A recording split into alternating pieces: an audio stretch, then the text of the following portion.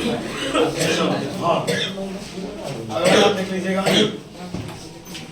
दुलार ध्यान दो, नोट नंबर तीसरा जो बता रहे हैं उतना सुनना है खाली। एडजॉइंट ऑफ ए का डिटरमिनेंट बराबर डिटरमिनेंट ऑफ ए का पावर n-1 बोलिए, डिटरमिनेंट ऑफ ए का power n-,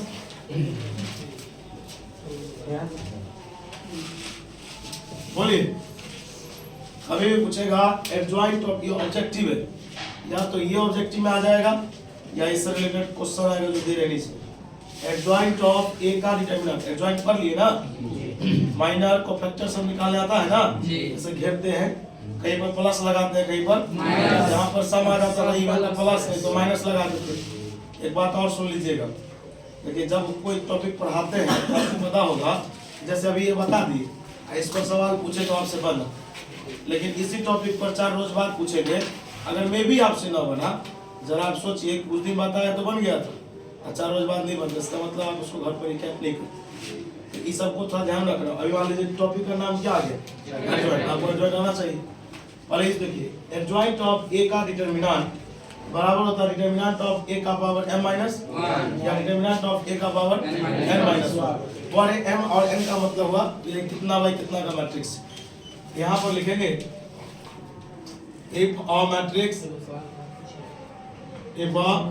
matrix A of 3 by 3 order, 3 by 3 order, then तब एडजॉइंट ऑफ ए का डिटरमिनेंट, फॉर्मूला बोलो क्या होता है, डिटरमिनेंट ऑफ ए का पावर या n-1, बोलो m का मान कितना, m है या n, दोनों सेम ही होता है ना, मतलब 3 में से क्या कितना बना लेगा सब्जेक्टिव, बोलो हो गया। यहाँ तक में कोई डाउट समझ रहा है से ये फॉर्मूला हुआ, इसमें मान फिट कर दीजिए ना। अब यहाँ के बाद एक टॉपिक पढ़ा रहे, ध्यान सुनना। आज हम लोग सुनिए इनवर्स कैसे निकालेंगे। सबसे पहले सीखना है इनवर्स निकलेगा कैसे। तो इनवर्स का जो फॉर्मूला है यहाँ पर पहले देख लीजिए, इसको प्रूफ करेंगे। ए इनवर्स बराबर फॉर्मूला होता है adjoint of A by determinant of A. सुनिए, जहां पर नीचे वाला का मान 0 के बराबर नहीं होना चाहिए। सुनिए, अभी ये फॉर्मूला डिराइव करेंगे, प्रूफ करेंगे। ये एक प्रकार का थ्योरम हुआ, जो थ्योरम हायर लेवल में पूछता है, यहाँ पर नहीं पूछता, फिर भी करवा देंगे। पहले इस पर थ्योरी लिख लेते, सवाल बना, प्रूफ जब आता नहीं, प्रूफ बाद में कर लेंगे, आपको दिक्कत है ना। बताइए ए इनवर्स बराबर formula adjoint of A by determinant of. आज से आपने 2-3 दिन पहले वो आएगा ध्यान, और बाद में मैंने किस कीजिएगा। देखिए 2-3 दिन पहले आपको सिखाया गया था, एक का नाम था सिंगुलर, एक का नाम था नॉन सिंगुलर मैट्रिक्स। सिंगुलर वो था जिसका डिटरमिनेंट 0 हो जाता है, और नॉन सिंगुलर वो था जिसका डिटरमिनेंट 0 नहीं होता। बात समझ में आया? अब बताइए यहाँ पर डिटरमिनेंट 0 नहीं है, इसका मतलब नॉन सिंगुलर है। क्या है? अब वो अरे अभी हम लोग जब टॉपिक पढ़ेंगे कि जब हमें एक मैट्रिक्स दिया हो और उसका इनवर्स निकालना हो, तो सबसे पहले हम लोग डिटरमिनेंट निकालेंगे। क्या निकालेंगे? अगर ये 0 आ गया तो यहीं पर लिख देंगे कि इनवर्स संभव, और अगर 0 नहीं आया तो इनवर्स संभव। पहले काम कीजिए, इसको लिखिए, थ्योरी लिखिए, हाँ सुनो जल्दी।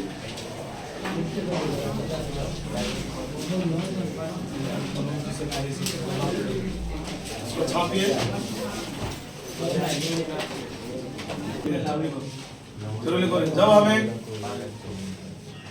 जब हमें दिए गए मैट्रिक्स का, ये 5 नंबर का थ्योरी है, आराम से लिखिए। जब हमें दिए गए मैट्रिक्स का इनवर्स निकालना हो, INVRS,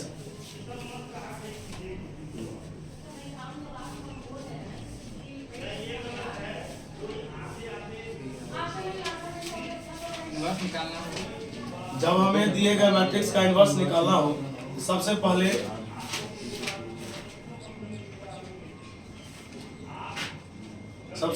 उसका डिटरमिनेंट निकाले। सबसे पहले उसका डिटरमिनेंट निकाले। जब हमें दिए गए मैट्रिक्स का इनवर्स निकालना हो तो सबसे पहले उसका डिटरमिनेंट निकाले। देखिए, सबसे पहले उसका डिटरमिनेंट निकाले। यदि डिटरमिनेंट 0 हो जाए यदि डिटर्मिनेंट 0 हो जाए, यदि डिटर्मिनेंट 0 हो जाए, यदि डिटर्मिनेंट 0 हो जाए, देखिए यदि डिटर्मिनेंट 0 हो जाए तो इनवर्स पॉसिबल नहीं होगा, इनवर्स पॉसिबल नहीं होगा, तो इनवर्स पॉसिबल नहीं होगा। यदि डिटर्मिनेंट 0 हो जाए तो इनवर्स पॉसिबल नहीं होगा, तो इनवर्स पॉसिबल, एक लाइन छोड़ के नीचे से लिखिए, यदि डिटर्मिनेंट 0 ना हो, यदि डिटर्मिनेंट 0 ना हो, यदि डिटर्मिनेंट 0, सवाल खींचो, यदि डिटर्मिनेंट 0 ना हो, यदि डिटर्मिनेंट 0 ना हो तो सबसे पहले, यदि डिटर्मिनेंट 0 ना हो तो सबसे पहले दिए गए मैट्रिक्स का, यदि डिटर्मिनेंट 0 ना हो तो दिए गए मैट्रिक्स का,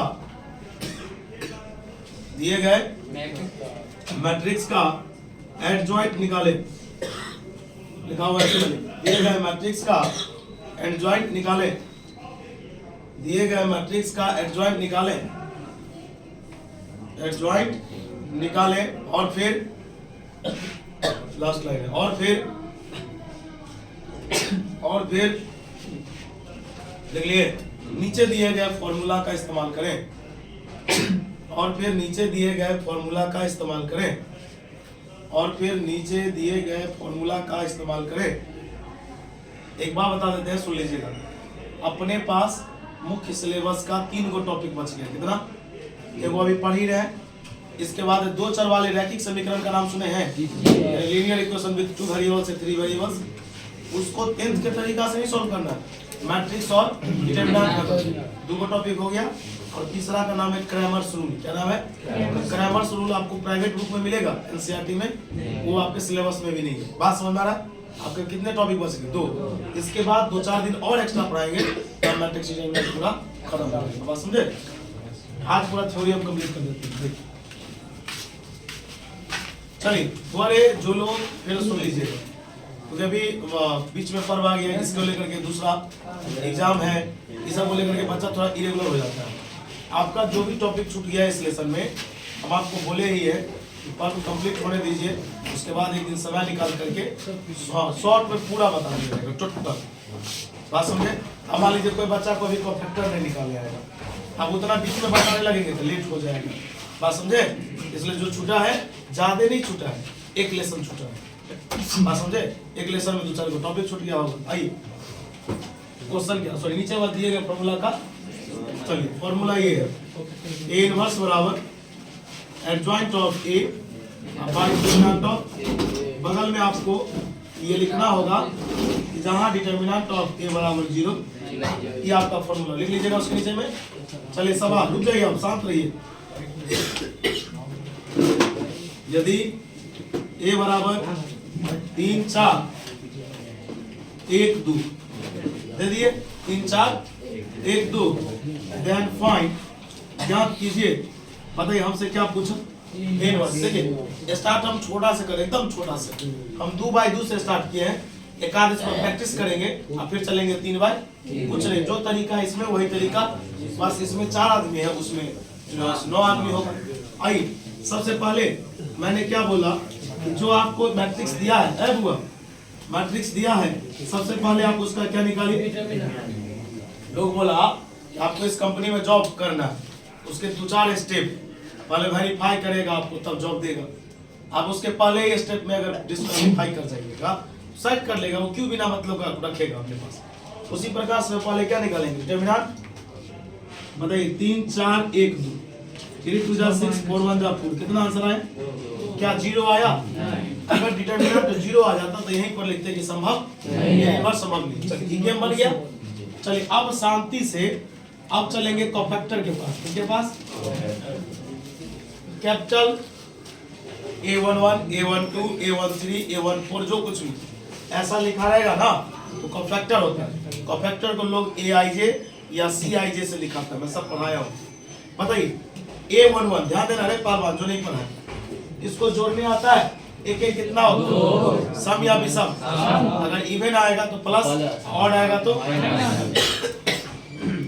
ये लिखा है पालारो का पाला आदमी, पालारो का कहाँ है, पालारो का ये है ना, इसको घेरना, ये गया ये गया, कितना बचा, 2।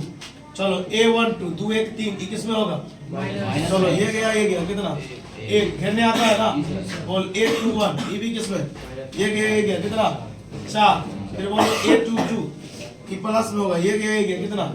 अब तू बताओ 4 एलिमेंट को लाने के लिए 2 बाई 2 का जगह चाहिए ना, कितना बाई कितना का, 2 बाई 2 का। बात समझा कैसे निकला, खाली घेरे हैं, प्लस माइनस समझ में आ गया, जहाँ इवन होगा वहाँ प्लस, जहाँ ऑड होगा वहाँ।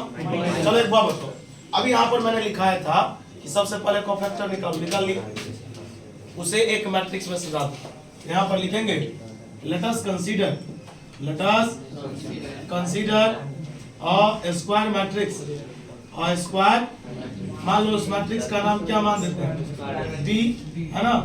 लिखेंगे having cofactor of A, having cofactor of, आ रहा है क्या, मैंने एक स्क्वायर मैट्रिक्स लिया बउआ, मैंने एक स्क्वायर मैट्रिक्स लिया B, जिसमें किसका कोफैक्टर होगा, A का। लिखेंगे B बराबर, सही से देख कैसा लिखेंगे, A11 A12 A21 A22, ठीक ना। बोलो A11 का मान बोलिए, शांत रहिएगा थोड़ा देर, देखते चलिए। इस बात से आप चिंतित नहीं होइएगा कि कोफैक्टर कैसे निकल गया। भाई ये सब बिना पढ़ाई से पढ़ा सकते हैं, कभी ना, सब पढ़ाए हुए, आप कभी जाइए वीडियो में भी देख सकते हैं, तुरंत सीख जाइएगा, देखिएगा सीखेगा। आप बताइए, मैंने सजा दिया, अब सजाने के बाद मैंने बोला आप इसका क्या निकालिए, ट्रांसपोज, याद होना चाहिए। तो बताइए 2 1 ऐसे है तो 2 1 माइनस 4 सजा दिए ना। सजाने के बाद क्या निकाले, ट्रांसपोज हो गया। जो ट्रांसपोज होगा वही क्या कहलाएगा, क्या कहलाएगा। चलो लास्ट लाइन, नाउ बता ले, तेरा ये सवाल था A बराबर इतना, तो तू क्या निकालो, चलो A इनवर्स बराबर फॉर्मूला होता है एडजॉइंट ऑफ A बाय, बोल एडजॉइंट ऑफ A का मान बोल, 2 माइनस 4, बोल डिटरमिनेंट का मान बोल, डिटरमिनेंट का मान कितना, रे बुआ 2 से भाग देना, 2 से उनका तो 2 इकाई 2 दूना माइनस 1 बटे 3 बटे, बोल सवाल बना लेगा। हाँ तुम एक बात बताओ, प्लेन रास्ता, सबसे पहले क्या निकालो, डिटरमिनेंट 0 आ जाए तो ये लिख दो कि संभव नहीं आएगा तो बात बढ़ेगा। उसके बाद कोफैक्टर निकालो, उसको एक मैट्रिक्स में सजा दो, सजा दिया, उस मैट्रिक्स का नाम क्या लिया, A B C D E F G कुछ भी ले लिए, उसका ट्रांसपोज निकालो, वो क्या कहलाएगा, फार्मूला लगाओ, बढ़िया कोई दिक्कत। ये बता कितना बाय कितना का था, अगर 2 बाय 2 का नहीं बनेगा, प्रोसेस तो वही रहेगा। चलो सवाल है वो 2 बाय 2 का ही बना के दिखा। हाँ छाप, पहले छाप,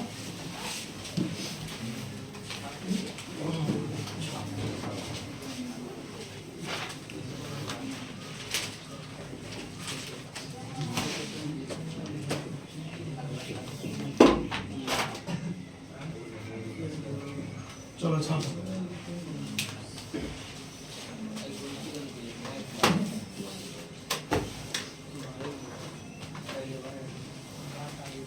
छापो, इसको लिख लीजिए और उसके बाद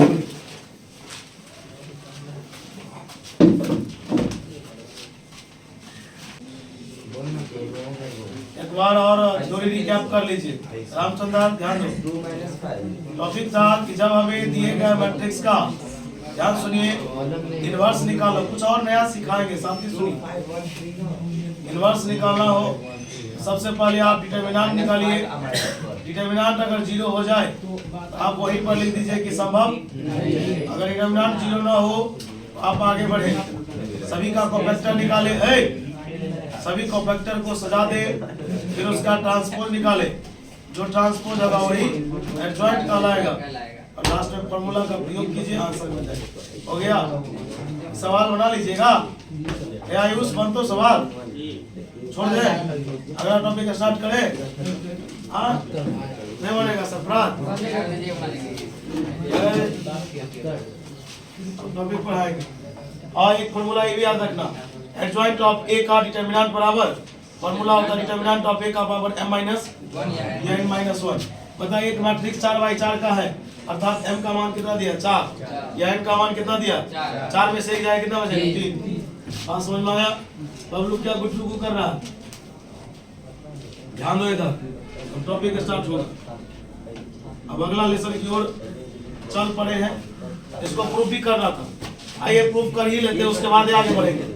रुक जाओ, इसको प्रूफ कर लेते हैं। रुको 1 मिनट, इस फॉर्मूला को डिराइव कर रहे हैं। आज से हुआ 10 दिन 15 दिन पहले मैट्रिक्स में मैंने एक टॉपिक पढ़ाया था, ध्यान से देख लीजिएगा। इतना ही दूर में प्रूफ हो जाएगा। ये आपके सिलेबस की बात नहीं है। वो अरबाब ध्यान दो इधर, ये आपके सिलेबस की बात नहीं है जो प्रूफ कर रहे हैं। आपके सिलेबस की बात ये थी सवाल बनाना। फिर भी चलिए देखते हैं। आज से कुछ दिन पहले एक फॉर्मूला एक टॉपिक पढ़ाया गया था। बोलो ध्यान दो इधर, जब ए बी बराबर बी ए बराबर क्या हो जाए, अर्थात इसको मैंने बोला था कि जब दो मैट्रिक्स को गुना करो और गुणनफल आई के बराबर हो जाए। किसके बराबर? कहा गया जब दो मैट्रिक्स को गुना करो और गुणनफल आई के बराबर हो जाए तो याद रखना ए बी किसके बराबर है?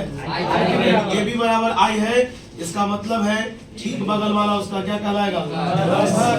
फिर से बोलो, जब दो मैट्रिक्स को गुना करो, सही से सुनो नहीं तो नहीं समझ में आएगा। ये दो मैट्रिक्स को गुना करो और अगर इसका गुणनफल यानी गुना अगर आई हो जाए तो बता इसके बगल वाला उसका क्या कहलाएगा? यानी ए इनवर्स बराबर बी होगा या बी इनवर्स बराबर क्या होगा? इस टॉपिक का नाम है इनवर्सिबल मैट्रिक्स। क्या नाम है? इनवर्सिबल मैट्रिक्स का ये फॉर्मूला होता है ए बी बराबर बी ए बराबर। अभी हम ऐसा ही प्रूफ करेंगे।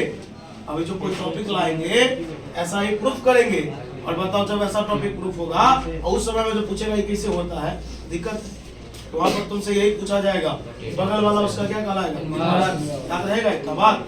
बता जब ए बी या बराबर बी ए बराबर क्या हो जाए आई, बगल वाला उसका क्या कहलाएगा? ऐसा ही टॉपिक है। आओ देखो कैसे प्रूफ होता है। एनसीईआरटी का एक थ्योरम है और मेरे लिए एक फॉर्मूला भी। एनसीईआरटी का एक थ्योरम है और मेरे लिए एक फॉर्मूला भी। क्या है देखो, ए इंटू बोलो इधर, A into adjoint of A into या एडजॉइंट ऑफ ए गुने ए बराबर होता है डिटरमिनेंट ऑफ ए गुने कितना। ये फॉर्मूला याद रहेगा, ये थ्योरम है। बोलो क्या होता है जल्दी बोलो। A into adjoint of A into adjoint of A बराबर adjoint of A into A बराबर क्या होता है determinant of A into I. बोलो याद है, कोई दिक्कत? ये मेरे पास एक फॉर्मूला है। ठीक, अब यहाँ से प्रूफ स्टार्ट।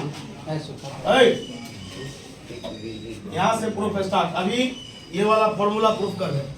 बोले थे कि थोड़ा देर के बाद कर देंगे प्रूफ। आइए ये प्रूफ सब बीएससी में 15-15 नंबर का पूछा करता था हम लोग इस समय।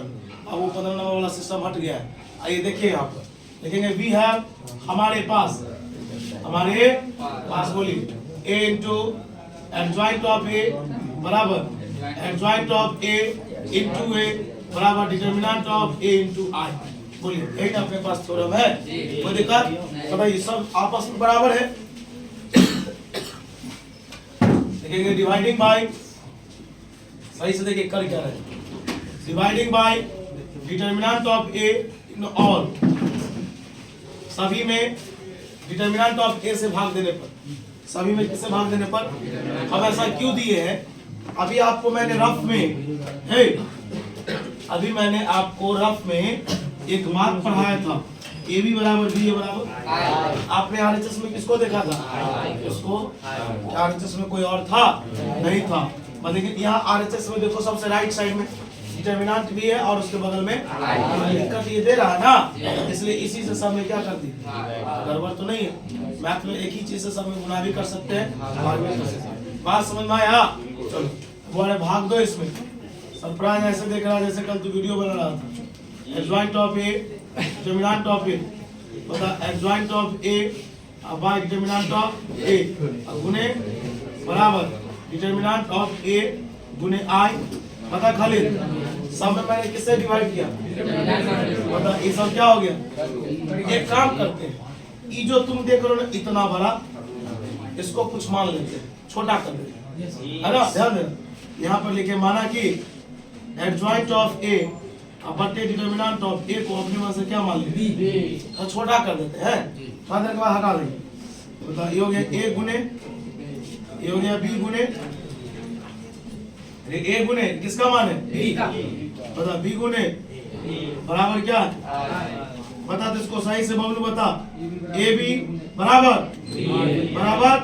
अभी अगर सिखाए थे जब ए बी बराबर बी ए बराबर क्या आ जाए आई आ जाए, इसका मतलब है कि बगल वाला उसका क्या कहलाएगा, बगल वाला उसका। बता रहे फैजान तुम बी किसी को माना है ना, बी किसको माना है,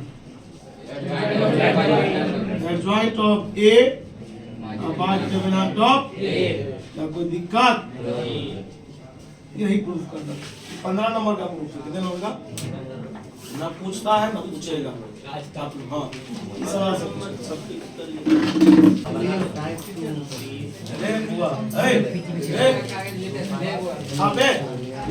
ए इनवर्स बराबर formula adjoint of A by determinant of A, याद रहेगा। पता तुमसे ही ऑब्जेक्टिव में पूछेगा, ये पूछेगा जब किसी मैट्रिक्स को उसके खुद के एडजॉइंट के साथ मल्टीप्लाई करते हैं तो मेरे पास क्या आता है, determinant of A into I के बराबर आता है। क्या कोई समस्या, इधर वाला एरेज करूं, चलिए और ऑब्जेक्टिव लिखो, मतलब ये प्रूफ कर दिए तो गड़बड़ है, सिंपल तो है भाई, बोल रहा था गड़बड़ है कि वह सब कर लेता है पब्लिक देख, आई बबलवा तो ऐसा कुछ देखी क्लास में, देखो ये भी लिख लो, ऑब्जेक्टिव आएगा। अरे बुआ बता इसको क्या बोलते हैं, क्या बोलते हैं बता, डिटरमिनेंट ऑफ ए इनवर्स बराबर होता है 1 बाय डिटरमिनेंट ऑफ ए, याद रहेगा। ऑब्जेक्टिव एनसीईआरटी का ऑब्जेक्टिव है, पूछा हुआ है, बोल रहा है डिटरमिनेंट ऑफ ए इनवर्स बराबर क्या होता है, डिटरमिनेंट ऑफ ए, बता में क्या बात, क्या कोई दिक्कत, किसी को तुम ऐसे भी लिख सकते हो, अर्थात ए इनवर्स का डिटरमिनेंट बराबर क्या होगा 1 बाय डिटरमिनेंट ऑफ ए, कोई दिक्कत। चलो अब एक बात बताओ, हम तुमको दो चर वाले रैखिक समीकरण दी, ठीक, यानी लीनियर इक्वेशन विद 2 वेरिएबल्स या 3 वेरिएबल्स दे दिए। यहाँ पर 2 रंग का बात आता है, जो 10वां में पढ़ के आया होता है, तुमको बताया गया होगा कि इसमें हल होगा, एक में पढ़ा होगा कि इसमें हल एक में पढ़ा होगा कि इसमें अनंत हल होंगे, पढ़ा है ना साहब। यहाँ से 2 रंग का बात निकलता है, ध्यान सुनना। एक का नाम है कंसिस्टेंट सिस्टम, एक का नाम है इनकंसिस्टेंट सिस्टम। लोग पूछेगा कंसिस्टेंट किसको कहते हैं, बोलेंगे वैसा सिस्टम जिसमें सॉल्यूशन होगा, चाहे सॉल्यूशन 1 हो या सॉल्यूशन 1 से अधिक हो, उसको लोग बोलता है कंसिस्टेंट। और कहा गया वैसा सिस्टम जिसमें सॉल्यूशन नहीं होगा उसको लोग बोलता है इनकंसिस्टेंट। क्या बोलता है, फिर से बता, सॉल्यूशन हो चाहे 1 हो या 1 से अधिक हो, कंसिस्टेंट कहलाएगा। और एक भी सॉल्यूशन ना हो, कुछ सॉल्यूशन नहीं होगा, सॉल्यूशन की संख्या 0 होगी, उसको लोग बोलेगा इनकंसिस्टेंट। क्या बोलेगा। अभी हम लोग एक टॉपिक लिखने जा रहे हैं आपके सिलेबस का, आपके एनसीईआरटी के अकॉर्डिंग अगर देखा जाए ये लास्ट टॉपिक है, इसके बावजूद भी हम 5-7 टॉपिक एक्स्ट्रा पढ़ाएंगे। बात समझ में आया, ध्यान सुनिएगा। टॉपिक का नाम है, छापना नहीं, सुनिएगा, टॉपिक का नाम है application of matrix and determinant, application of matrix and determinant. इसका क्या मतलब हुआ, मैट्रिक्स और डिटरमिनेंट का उपयोग कहा गया 2 चर वाले रैखिक समीकरण, लीनियर इक्वेशन विथ 2 वेरिएबल्स या 3 वेरिएबल्स। आप बताइए क्या आप ऐसा टॉपिक का भी पढ़े थे, ध्यान से सुनिएगा। कहेगा इस दोनों को सॉल्व कीजिए, 10वां वाला तरीका लगाइएगा तो अब सॉल्व हो जाएगा, होगा ना हो। लेकिन इस दोनों को सॉल्व करना है किससे, सुनिए यहाँ पर एक टॉपिक आया, सुनिए। सबसे पहले जिसका नाम है कंसिस्टेंट सिस्टम, इसका डेफिनेशन है और सिस्टम इज आयुष सिंह समझ रहा है जी। और system is said to be, एक सिस्टम को कहा जाता है, बोलो क्या कहा जाता है? इफ इट हैज वन और मोर सॉल्यूशन, जिसमें एक या एक से अधिक हल होंगे, एक या एक से, अगर एक या एक से अधिक हल होंगे उसको लोग क्या बोलेगा? जिसमें कोई हल नहीं होगा। चलो अगला, आवाज नहीं करेगा, भारी टॉपिक समझ है।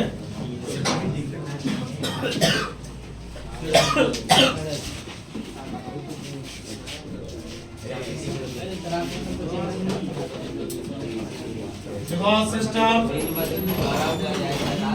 is said to be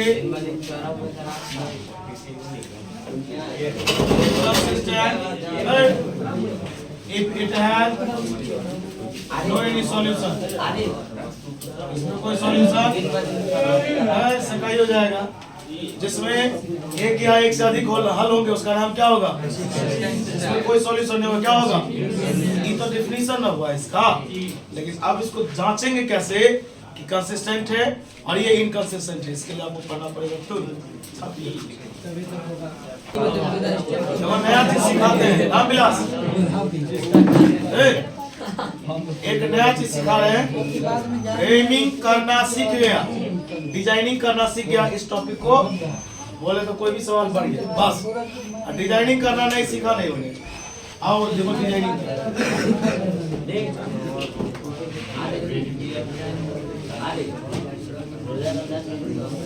बुआ, बुआ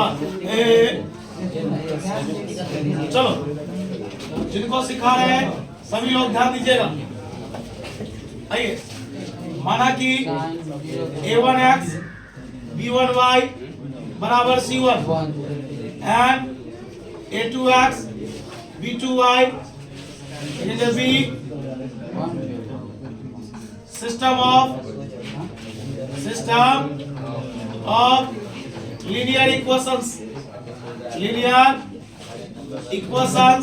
with कितना वेरिएबल सिखाएगा लगता है। पहले हम तुमको 2 वेरिएबल सिखाते हैं। ये भाई अगर हम 2x2 का सीख जाएंगे ना तो 50x50 का भी बना सकते हैं, सिर्फ प्रोसेस आना चाहिए। मैंने 2 चर वाले रैखिक समीकरण ले लिए, यहाँ से 3 गो मैट्रिक्स का निर्माण करना है। कितने मैट्रिक्स का? साथ से सुनना। हिंदी में गुणांक जानते हो? गुणांक या इंग्लिश में कोफिशिएंट। बोलो x के बगल में कौन है? y के बगल में लिखेंगे ऑल्सो लेट, यही है डिजाइनिंग। यहाँ से देखो, पहले एगो मैट्रिक्स बनाएंगे A, ठीक, उसके कोफिशिएंट से उसके कोफिशिएंट ढूंढ। बोल क्या है? A1 बोलो, B1 A2 बताओ क्या A बनाने आएगा?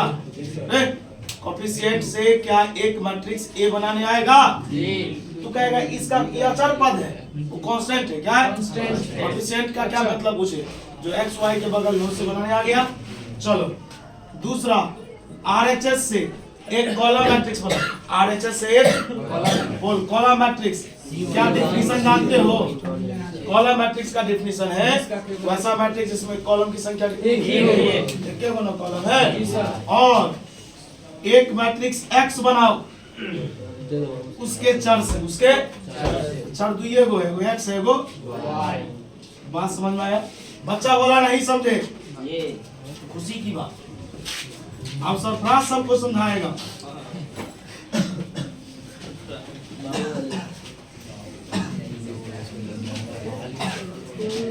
बता रहे बुआ सरफराज, चल एक का मान बोल, कोफिशिएंट जल्दी बोलो।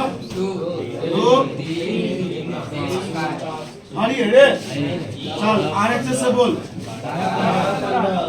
चल x के मान बोल। बना लो, बना लीजिएगा। भारी है, कितना भारी है? अब बताइए, थ्योरी लिखा गया सिस्टम ऑफ लीनियर इक्वेशंस में हम 3 प्रकार के मैट्रिक्स बनाते हैं। कोफिशिएंट से एक स्क्वायर मैट्रिक्स बनाते हैं, RHS से एक कॉलम मैट्रिक्स बनाते हैं, और वेरिएबल से भी एक कॉलम मैट्रिक्स कॉलम मैट्रिक्स किसको बोलते हैं जिसमें कॉलम की संख्या एक हो। छाप लिए का चोरी लिखा है बनाने आ गया ना। अगर आपको ये फ्रेमिंग करने आ गया ना, आप कंसिस्टेंट है इनका। पहले एक बात बताइए कि पहले हमको ये चेक नहीं करने आएगा कि हल है या नहीं होगा। हम इधर जानकारी लीजिएगा। पहले तो ये पता करना है कि सॉल्यूशन है या अगर नहीं होगा तो कोई क्या ही सॉल्व करेगा इसको। अगर सॉल्यूशन है तो सॉल्व करेगा। तो पहले लोग चेक करेगा कंसिस्टेंट है या नहीं। फिर जब हमें दिए गए जब हमें दिए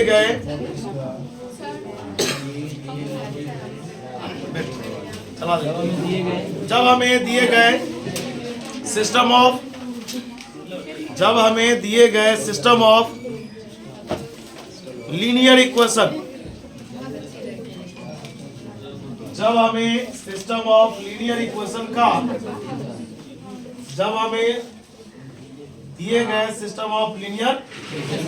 का कंसिस्टेंट और इनकंसिस्टेंट चेक करना हो, कंसिस्टेंट और इनकंसिस्टेंट चेक करना हो, कंसिस्टेंट और इनकंसिस्टेंट चेक करना हो, कंसिस्टेंट और इनकंसिस्टेंट चेक करना हो, तो सबसे पहले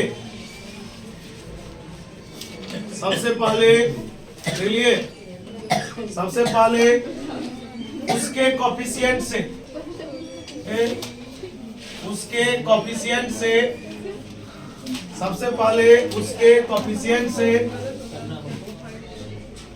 चेक करना हो, तो सबसे पहले उसके कोएफिशिएंट से एक स्क्वायर मैट्रिक्स बनावे। उसके कोएफिशिएंट से एक स्क्वायर मैट्रिक्स बनावे। उसके कोएफिशिएंट से एक स्क्वायर मैट्रिक्स और उसका डिटरमिनेंट निकाले। देखो, और उसका डिटरमिनेंट निकाले। यदि उसका डिटरमिनेंट 0 हो जाए, यदि उसका डिटरमिनेंट 0 हो जाए, देखो ना, यदि उसका डिटरमिनेंट 0 हो जाए, यदि उसका डिटरमिनेंट 0 हो जाए तो वह, यदि उसका डिटरमिनेंट 0 हो जाए तो वह इनकंसिस्टेंट होगा, तो वह इनकंसिस्टेंट होगा। और अगर 0 ना हो, 0 हो जाने पर क्या हो जाएगा? इनकंसिस्टेंट होगा। और अगर 0 ना हो,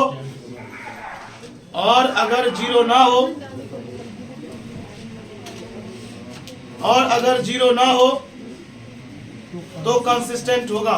तूने लिखा याद? हाँ।